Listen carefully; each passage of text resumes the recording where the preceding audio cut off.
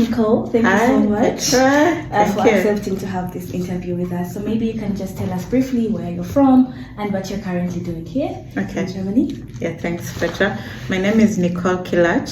I am currently living and working in Germany for a year and I don't know, 4 months. Oh, it's quite some time. Yeah, so I'm currently working with SAP.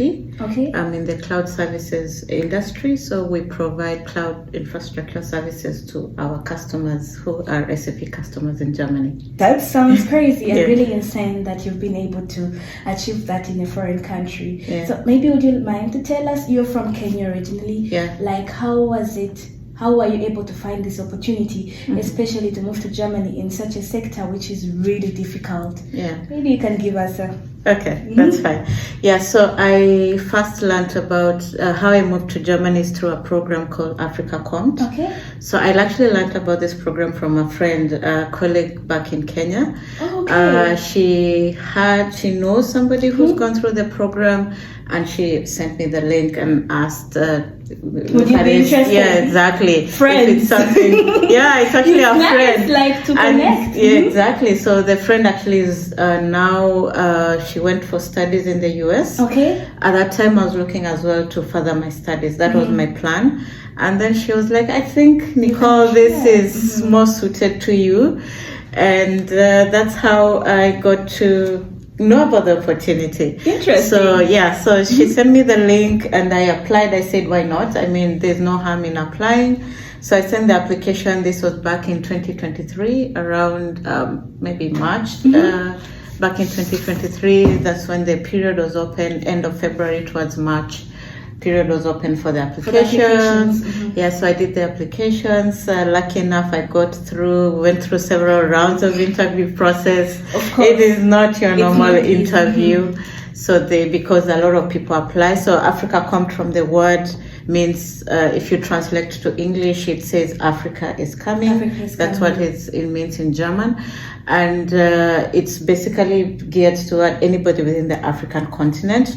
So whether you are an African living in Africa, one of the African countries, or even maybe you're living somewhere in a different country, as long as you're a citizen of an African country.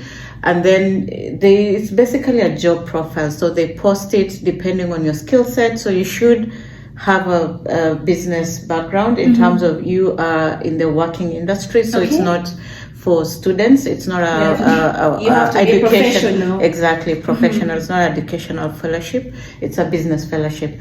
So the interview process is obviously based on your skill set. They match you with a profile that obviously you like and that is suited. And then you go through, I think we went through 3 interview processes. It was a bit hectic. I would say it's one of the most vigorous interviews ever I had to do in my career, work-life career. But lucky enough, yes, I made it. And I came in Germany in November. I remember the flight was 1st of November 2023 from Nairobi. 3 years now. From Nairobi, November 2023. And that's when I came to Germany and started the program for 1 year. The program is 1 year from November 2023 to October 2024. Yes. So my question is that to be able to apply for Africa Compt, did you have to pay anything? No, nothing. There's no payments. So if somebody is saying you should pay, no. That is a fake. They're scamming you. That's a fake account. It's free to apply. The application is online. There's no anybody you need to go through. There's a portal online. You apply through the africacompt.de website, and you send your applications there. So no payment, no nothing. Yeah, and then very much I would say free and fair, open process. When I applied, I had no person you didn't know anybody in Africa. Didn't know anyone. So it's not like the relative. No, you just have to put in your CV. Exactly, your CV. Your motivation. Put in. It helps to put in any certificates you've done. You're coming to a job. Yeah, exactly. So if it's any business certificate. So depending on your work skills. Anything you've done that can just boost your profile. It's just like as if you're applying for anything that you want to boost your profile when you apply. So anything that you can send to accompany your profile when you're doing the application helps.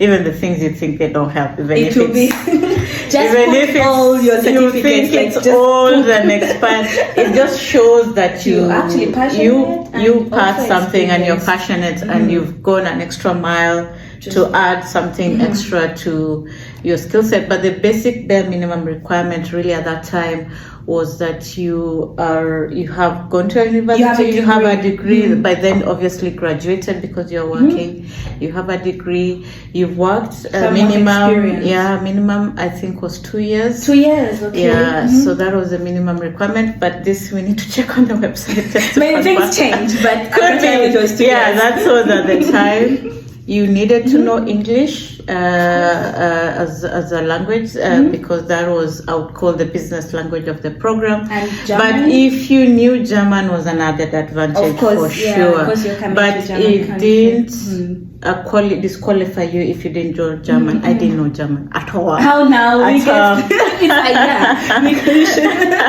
it's Still learning. I'd say still learning Germany. Okay. German language is still. I'm still learning it. We can speak to the Germans here. They will say it's not the easiest of language. So there's grace in helping people adapt but to the also language. working in an English environment. As well. So this is business language for the AfricaCom program. You just needed to know English was a priority. But if you know German, definitely 100%, it helps. It helps you a lot. because you're living in Germany. Because So they also be like you exactly. have an added advantage. Exactly, So, it helps. It helps with the integration. It helps. I mean, if you have the basic skills or even more advanced German skills you already have, it definitely to helps. help you so much. Yes, so that was it. Yeah. So, and after your AfricaCom, you said it's now been more than a year, so you Exactly. decided to stay in Germany. Yeah. So I had a bit of, based on my background, as I said, right now I'm working with SAP. I've had a bit of SAP background even before I came to SAP. So that means I used to do what we call SAP implementation. So that means implementing SAP softwares to customers back in Kenya. Really? Yes. Oh. So it wasn't such a new concept to me in terms of SAP software. I had that knowledge. But coming here in Germany and now being with the actual company itself that produces SAP software, just knowing and how things work here, I got to like it. And the business culture is really nice in terms of how things get done here. It's something I would say I really liked. So in that sense, I thought, I think I can stay here. At that time, I spoke to my manager, and she had an opportunity for me to stay. So lucky enough that was possible with the team. Yeah, so with the skill set. Obviously, I went through the program, the African Comp program. I didn't stop it. Yeah, you have got a job. Bye bye. You have no. You have to finish the program. You commit your visa. Exactly. You commit for 1 year. Your visa is for 1 year, exactly 1 year as the program says. So, but for me, I was able to find something after the program ended, because the program ended 31st of October, and then I got a SAP contract from the 1st of November. So that was such easy. I would say, especially in a company like SAP where everyone you can imagine we have people from all over the world. No jobs, no headcount. So it's a blessing. And it's tough getting here, not just for us who are international people from other international countries, but even for the Germans as well who live here. Getting to this company, I mean, it's one of the best employers, one of the best companies in Europe. Exactly. If not the world, it's one of the top tier companies in the world. So you could imagine the competition rate is very high.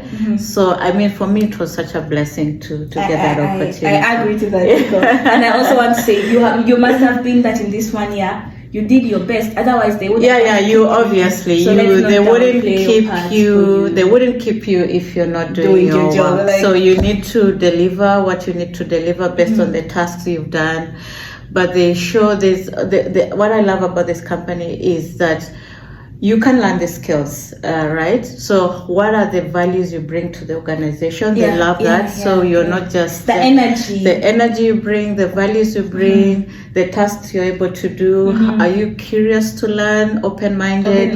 You're interacting with people, not just in Germany, really. SAP, as I said, is a global company. You're working with people also from other countries well. So how are you interacting with these other people? So they value teamwork, collaboration, all these partnerships, because at the end of the day, you're working together to deliver a certain project, wherever, a certain task. So those are some of the, I would say, key things you need to have. The values you bring to the organization help in terms of how you connect with the team. Yes.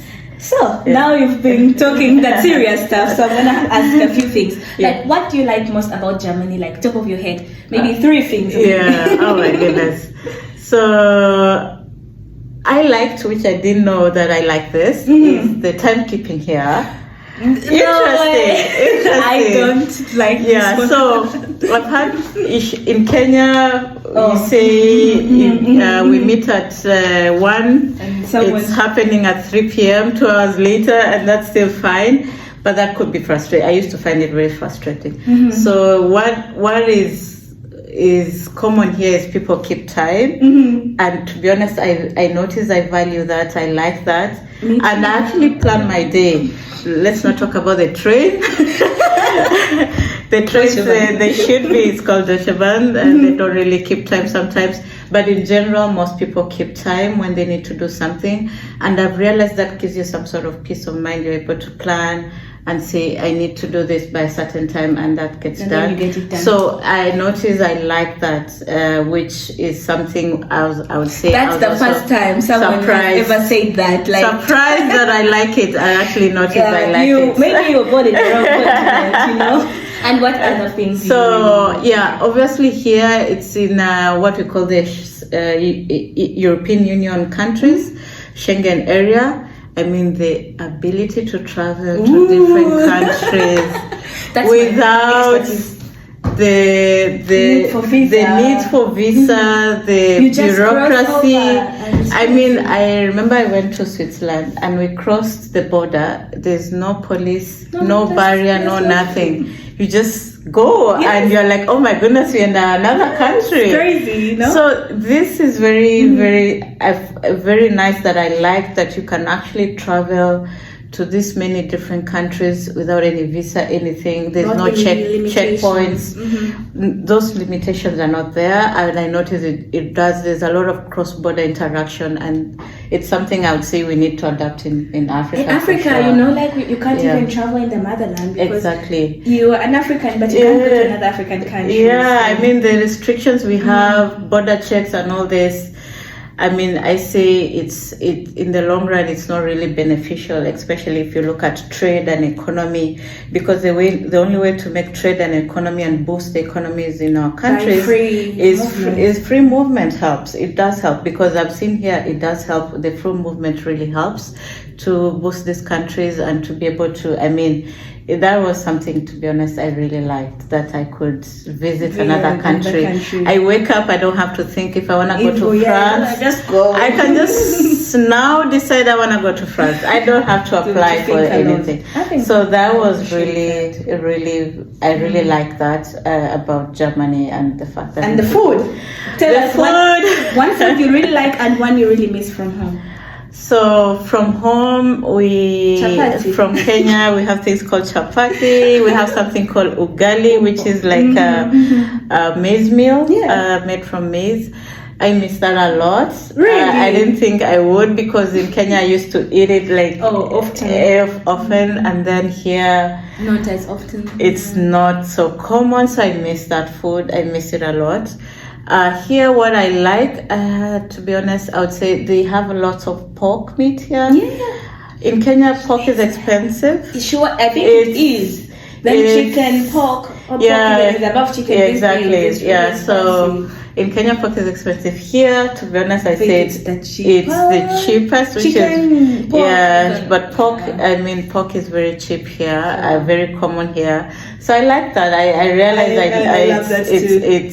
What is surprising, what is common in Kenya or in some of our countries, is very rare here, and what is rare here Vegetables, for could be example. common. So here vegetables are not so common. Back in Kenya, obviously we have You just different have so many. It's like, different and people think that when you're eating like the vegetables, it's like you're the broke one. And Yeah. here it's like if you can afford to go to Edeka to get the vegetables, you're actually doing. Yeah, you're doing well. The healthy Crazy. lifestyle here is quite different.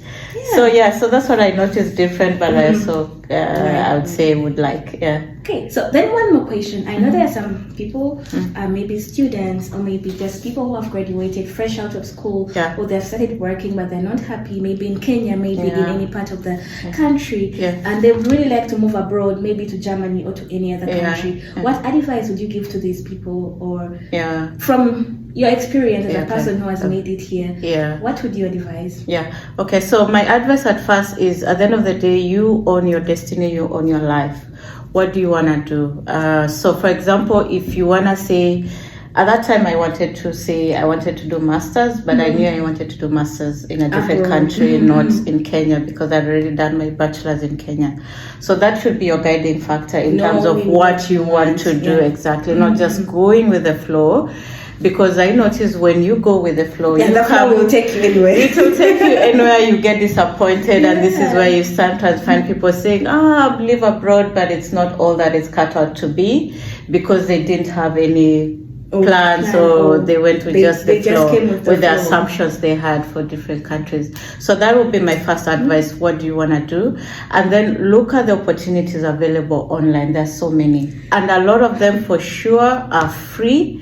If you get an opportunity where you need to pay money to even apply, for me that was a red flag, and I never went for such things. I already say that the internet has everything. Just put exactly. in, now we have ChatGPT. Opportunities It for is people in Africa. wherever. You'll be shocked. Yeah, if you have a specific country in mind, then you've narrowed down your places of where you want to go to, then concentrate there. If you're open to, it could be say Europe, and you're in Europe, or maybe in the US, for example, or in Asia, wherever you want to go. So narrow down where you want to go, and then look for the opportunities there. But what I would advise, at the end of the day, all these countries have people just as they have people back home. It's not like you're meeting angels, No, for you're not. example. We have good people here, we have obviously bad people here, just Without like good anywhere intentions. in the world at the end of the day. So, and that's why I said your priority comes first, so that when you get disappointed, when you apply for a certain program, and then maybe you discover it's not all that you thought it would be, for example, or maybe you encounter people who maybe are not what you expected, you know this person is not why I'm here. I'm here because there's this goal I'm pursuing in my life, and that's your focus. I think this is very important, because Yes. when I moved here, I came as an au pair. I was just almost turning 19, and I just put so much thinking people here are gods and just worshipping, and you know, and it may cost me a lot of things, a lot of wasted time, exactly, a lot of emotional distress. So I appreciate that you say this. Yes. So once that is on your mind,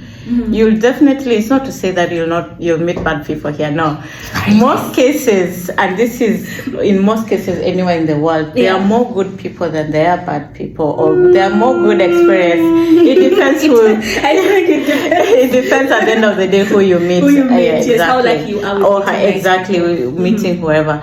But as I said, your focus point is your goal and what you want to achieve. So for example, if you're saying I want to go to country A for masters, that's your focus area, then you know I have this goal to achieve, and that's what you do.